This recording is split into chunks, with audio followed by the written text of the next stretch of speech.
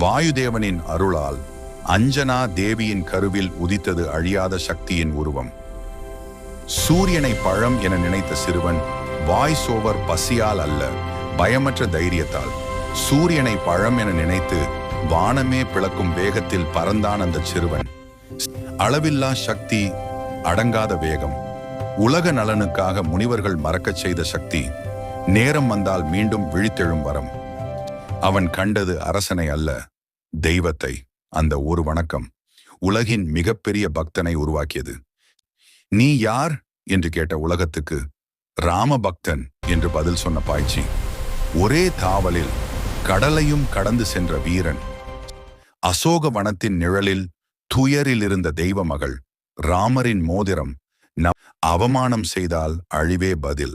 ஒரு வாள், ஒரு வீரன். முழு இலங்கையும் தீயில் மூழ்கியது. ஒரு உயிர் காப்பாற்ற மலை ஒன்றை தூக்கும் தைரியம்.